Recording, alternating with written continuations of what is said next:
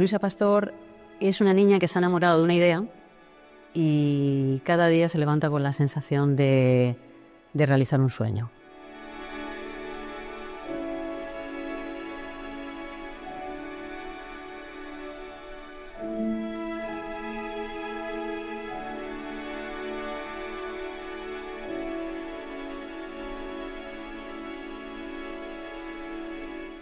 Yo realmente nunca había tenido un óleo hasta que entré en Bellas Artes. Entonces lo que había por mi casa eran botones, hilos, algún rotulador. Y claro, cuando necesitas hacer, ¿no? Cuando yo necesitaba de manera pulsional hacer cosas todo el tiempo. Y me di cuenta que daba igual si se unía una línea con un color que una línea con un hilo. Entonces, a partir de ahí, lo que hago es que realmente era hambre, lo que tenía era hambre. Y cuando tienes hambre, agudizas el ingenio. Y yo creo que fue un poco eso. Que con lo que tenía yo sabía que podía hacer cosas, que no me hacía falta grandes medios para hacer cosas.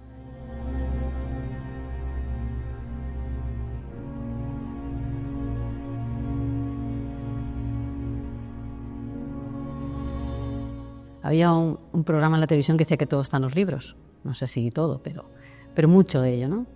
Y en casa no habían demasiados libros, pero yo iba mucho a la biblioteca. Pero sí habían algunos libros de contabilidad en casa.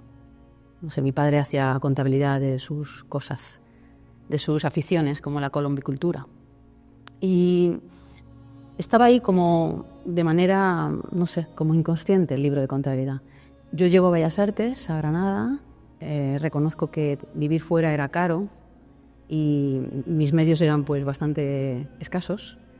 Y en segundo de Bellas Artes paso por una calle, que es calle San Juan de Dios, la recuerdo como si fuera ahora, y había una librería de viejo y en la puerta había muchísimos libros de contabilidad apilados uno encima de otro, muy baratos. Y los miré, los abrí y me parecieron como que tenían algo que podía trabajar yo sobre ellos, ¿no?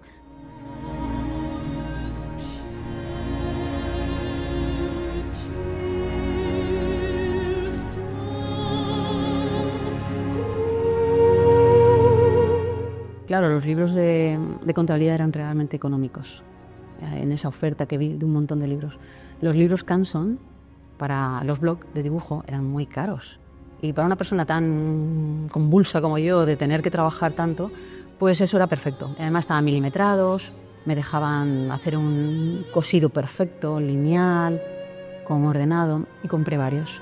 Recuerdo que valían aún en pesetas, pues no sé si llegaban a 200 pesetas, una cosa muy barata. Compré varios y empecé a trabajar como si fuera un diario. Todos los días llevaba cosas a los libros de contabilidad. Una hoja, un botón, la parte de la lata de Coca-Cola. Inventaba una historia. El día que no podía hacerlo, pues dejaba el libro vacío y ponía "he ido al cine" y lo dejaba. Entonces era una manera como de agudizar mi ingenio, de con cualquier cosa ver qué puedo hacer, de imaginar otros mundos a partir de un objeto, del poder del objeto.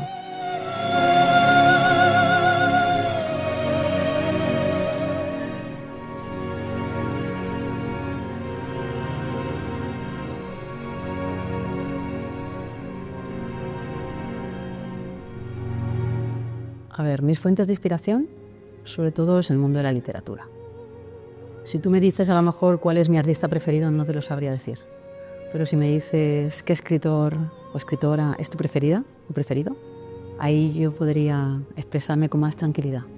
Porque yo parto mucho de las metáforas plásticas. Yo leo un libro y de pronto me asaltan 1000 metáforas plásticas. Yo recuerdo que Cernuda decía amigos de color celeste y yo veía el celeste. O sea, me asaltan esas metáforas y entonces puedo captar pequeñas sutilezas que a lo mejor pasan desapercibidas, como metros lineales, como hay una pieza, y yo puedo ver el metro lineal, ¿no? O cómo contar el metro lineal. O sea, cómo juega la palabra a desdecirse o a decirse aún más, y en ese momento yo veo la potencia que tiene a la hora de trabajarla desde el mundo del arte.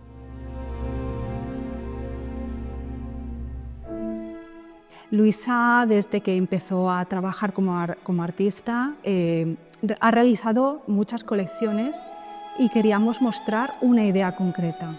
Por una parte, mi trabajo dentro de este proyecto expositivo era guiar al artista un poco en la línea que quería mostrar, y a partir de toda esa colección completa que ya tiene, coger esas piezas, encajarlas dentro del proyecto y a partir de ahí mostrar una idea unida y enlazarla con el Museo de Santa Pola y presentarla a lo que es el proyecto expositivo y la convocatoria.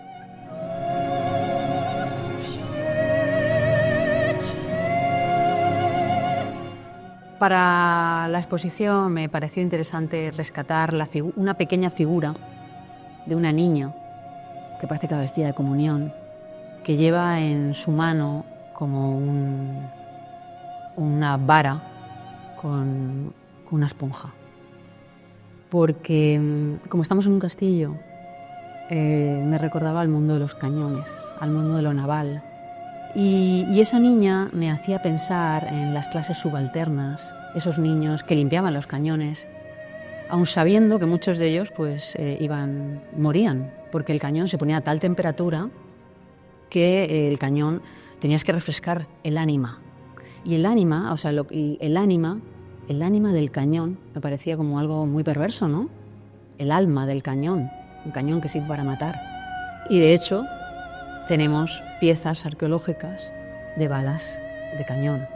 Entonces era como muy sugerente a la hora de trabajar con esta imagen.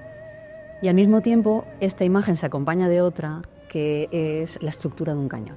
La estructura de un cañón acompañada por un lema de Churruca, que Churruca era un científico marino de la Armada Española del siglo XVIII que murió en la batalla de Trafalgar, que hablaba justo de cómo se tiene que trabajar desde el cañón, cómo se tiene que meter la metralla en el cañón. Entonces, claro, era como perverso, ¿no? O sea, un poco la niña refrescando el ánima de los cañones, la niña tan de comunión, como va en la imagen, ¿no? Como una cosa tan inocente, refrescando con una esponja el ánima del cañón, y de pronto al lado cuánta metralla se necesita para lanzar esa bola, ¿no? Entonces, estas dos imágenes dentro de aquí, que son las que realmente son las primeras que el visitante va a ver, me parecía como interesante para dar comienzo a esta especie de contar historias en esta exposición.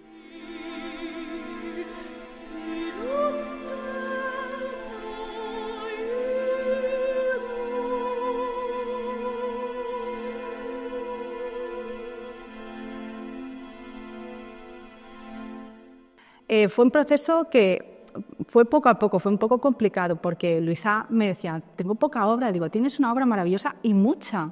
Y queríamos mostrar esa evolución que tenía, pero no queríamos que fuera una evolución completa, sino mostrar pinceladas de esa línea que ella ha ido trabajando durante muchos años hasta obra de 2024 del año pasado.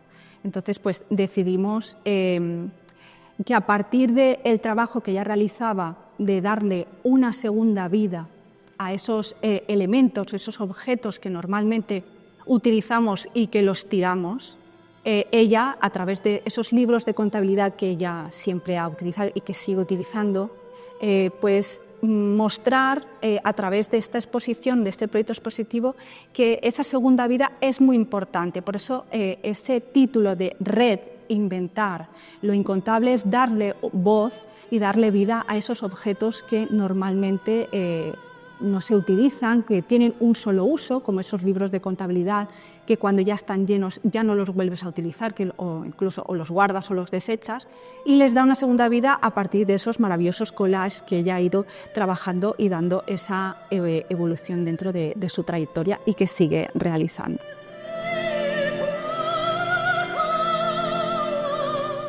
Bueno, yo trabajo casi siempre por contrarios.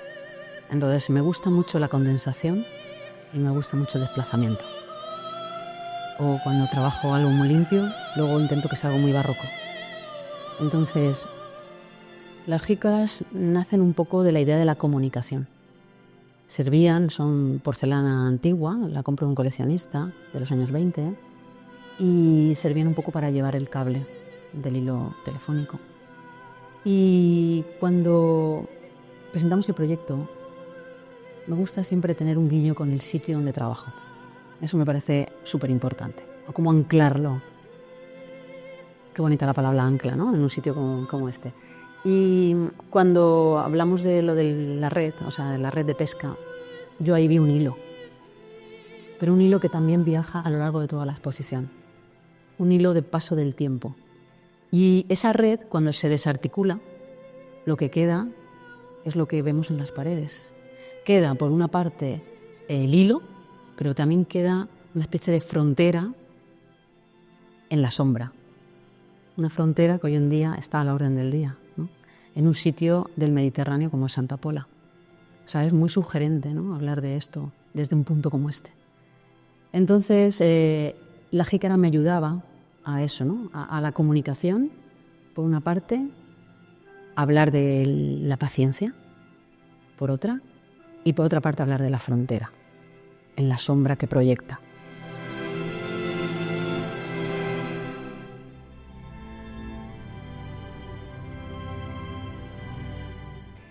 Cuando Estefanía y yo pensamos en el desarrollo narrativo de la exposición, nos gustó la idea de cerrar con una pieza que ella ya había visto, porque estuvo en los SEAC, en una convocatoria del Gil Albert, y pensamos que podía estar bien justamente porque es ya la ruptura completa del libro de contabilidad. Este es un libro de contabilidad que veis aquí detrás, que es de 1897 de Alcoy, que recoge la salida y entrada de hilo, una fábrica de hilo. Entonces, qué mejor cerrar este hilo narrativo de exposición que convirtiendo el libro de contabilidad en hilo. Aquello que dice que contiene es ahora lo que es. Entonces, la jícara, que habíamos empezado con jícaras más pequeñas y terminamos igual, de la misma manera, cerrando también un poco ese da capo, ¿no?, pues la jícara es mucho más grande y se crea una especie de comunicación entre jícaras más grande, de esa intimidad, de ese hilo telefónico, y por eso pensamos que esta pieza podía ser la que cerrara la exposición.